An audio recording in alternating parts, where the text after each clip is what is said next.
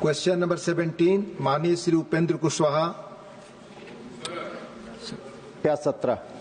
माननीय मंत्री जी, on the table of the house. First supplementary माननीय उपेंद्र जी। महोदय, सबसे पहले तो मैं बहुत धन्यवाद देना चाहूँगा हमारे प्रधानमंत्री जी ने जो देश के किसानों के साथ वादा किया है कि उनकी फसलों का मूल्य जितनी लागत है उससे ज़्यादा मिले, और इस दृष्टि से धान और गेहूं खरीद के मामलों में भी माननीय मंत्री जी ने इस बात का ध्यान रखा है, और किसानों के कई इशूज हैं, इन इशूज को एड्रेस भी किया है। इसमें इन्होंने एमएसपी की गणना के लिए कहा है कि 50% लागत पर कम से कम मार्जिन के साथ एमएसपी तय किया जा रहा है। इस इशू को एड्रेस किया। दूसरा इशू, किसानों से जो धान और गेहूं की खरीद होती है उसमें देरी पहले होती रही है, इसको भी इन्होंने एड्रेस किया है, जो इन्होंने अपने जवाब में बताया है।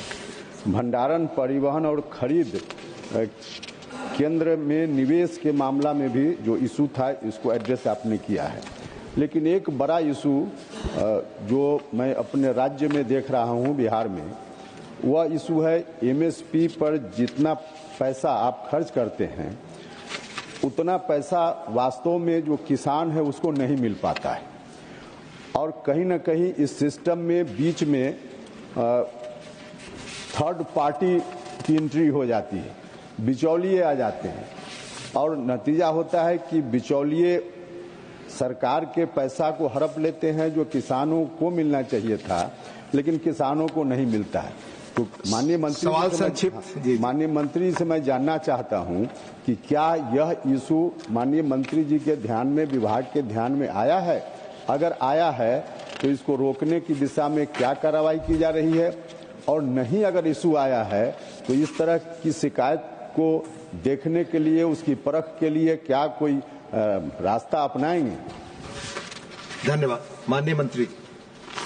सर, जैसे माननीय सदस्य ने बहुत इम्पोर्टेंट सवाल उठाया है, इसमें तो मैं इतना ही कहना चाहता हूं, हमारे जो सिस्टम है, सिस्टम के अनुसार there are 2 systems. One is DCP, decentralized procurement. One is non-DCP, means हम खरीदते हैं FCI वगैरह वगैरह से, लेकिन दोनों विषय में हम स्टेट का एजेंसी जो रहता है, स्टेट गवर्नमेंट का मदद हम लेते हैं। जैसे माननीय सदस्य ने जिक्र किया, बहुत बड़ा नेता है बिहार के, उन्होंने जिक्र किया, उसके अनुसार हमारा जो 18-19 से मोदी जी आने के बाद हमने 50% of the overall all India weighted average cost production का जो है, उसका कॉस्ट ऑफ द प्रोडक्शन के 50% हम देने का पहली बार मोदी जी के सरकार में शुरू हुआ है। लेकिन इसमें जो बिचौलियों की बात उन्होंने कहा, इसमें मैं इतना ही कहना चाहता हूं, आज के दिन में हम डीबीटी के माध्यम से ही हम जो किसान इधर इन डीसीपी और नॉन डीसीपी स्टेट में जहां तक हमको धान देते हैं एमएसपी में या वीट देते हैं, हम डायरेक्टली 48 आवर्स में किसान के अकाउंट में पैसा भेजते हैं। हम स्टेट गवर्नमेंट के भी जहां हम नॉन डीसीपी स्टेट है, वहां तो डायरेक्टली हम स्टेट गवर्नमेंट को ही देते हैं। नॉन डीसीपी स्टेट में एफसीआई को देते हैं, एफसीआई इंटर स्टेट को ही देते हैं। Ultimately we have instructed the state government to directly credit into the accounts of the farmers. Specific शिकायत है तो अगर मुझे भेजते हैं तो हम जरूर इसमें कार्रवाई करेंगे, लेकिन प्रधानमंत्री जी का इच्छा है, ये जो पहले एक समय था 1 रुपए हम दिल्ली से बेचते तो 15 पैसा उधर जाके पहुंचते, वो स्थिति अभी चले गए हैं। That is everything will reach directly to the farmer. This is the position as on date. Specific अगर कंप्लेंट है तो मैं जरूर इसके बारे में देखभाल करूंगा। सेकंड सप्लीमेंट्री माननीय उपेंद्र जी। महोदय, माननीय मंत्री जी ने ठीक कहा है, डीबीटी के माध्यम से डायरेक्ट किसानों के खाते में पैसा जाता है। लेकिन किसानों की कुछ मजबूरी होती है। एक मजबूरी तो परिस्थिति के कारण उसके सामने है और दूसरी मजबूरी बिचौलिए मिली भगत से कुछ सिचुएशन ऐसा क्रिएट कर देते हैं कि किसान की मजबूरी बढ़ जाती है और उसके चलते किसानों का धान या गेहूं समय पे नहीं बिक पाता है। नतीजा होता है कि मजबूरी में जो शर्त बिचौलिए या वहाँ जो सिस्टम के लोग हैं उनकी मिली भगत से जो शर्त तय की जाती है उस शर्त को किसान मानने के लिए मजबूर होता है। पैसा उसी के अकाउंट में जाता है, लेकिन उससे बहुत महत्वपूर्ण क्वेश्चन। हाँ, सब सारे क्वेश्चन महत्वपूर्ण तो उस शर्त को मानने के लिए मजबूर हो जाता है और नतीजा है उस पहले ही विड्रॉल पर लोग सिग्नेचर करा लेते हैं किसान से और किसान को जितना एमएसपी पर मिलना चाहिए उससे कम पैसा बाद में कैश निकाल के दिया जाता है।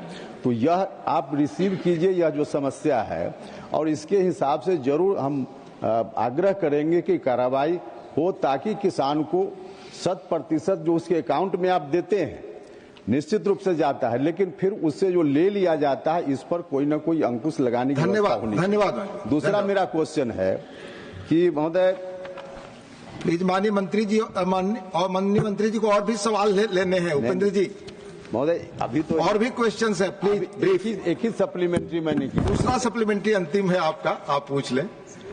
महोदय 2022 तक जो विभाग से एक आंकड़ा पहले प्राप्त हुआ है उसके हिसाब से कुछ अनियमितता की सूचना विभाग को मिली है और 2022 तक उसकी रिपोर्ट भी प्राप्त है।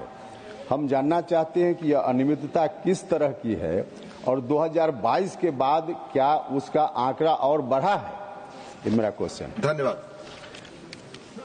तक बिहार का सवाल है। Bihar is a deficient state sir. Bihar में जितना रिक्वायरमेंट है, राइस का रिक्वायरमेंट है 40 LMT, वीट का रिक्वायरमेंट है 11 LMT, तो उतना तो उधर प्रोक्योर नहीं होता है। और उसके साथ ही साथ जो आज के दिन में जैसे मैंने कहा हम डीबीटी माध्यम से ही करते हैं। स्पेसिफिक कंप्लेंट है तो हम इसमें इंक्वायरी करा देंगे। और डेफिशिएंट स्टेट है इसीलिए हमने तो अभी मैंने एक मंत्रीगणों का जहां डेफिशिएंट प्रोक्योरमेंट हो रहा है स्पेशली वीट का, मैं सबसे मीटिंग भी किया हूं और मीटिंग करके स्पेशली वीट का प्रोक्योरमेंट ज्यादा करने के लिए हमने सबसे आग्रह किया है। और आग्रह करते करते जो कुछ भी व्यवस्था स्टोरेज से लेके सब कुछ व्यवस्था करने के लिए हमने एक विशेष प्रयास हमारे डिपार्टमेंट्स में हो रहा है।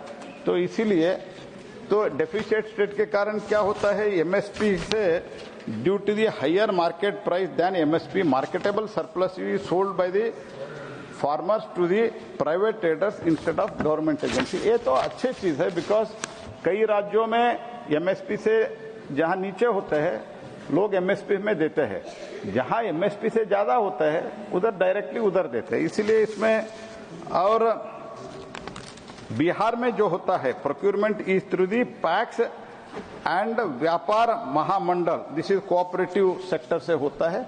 हम स्टेट गवर्नमेंट को पैसे देते हैं, state government in turn through them they will directly give it to the farmers. Thank you.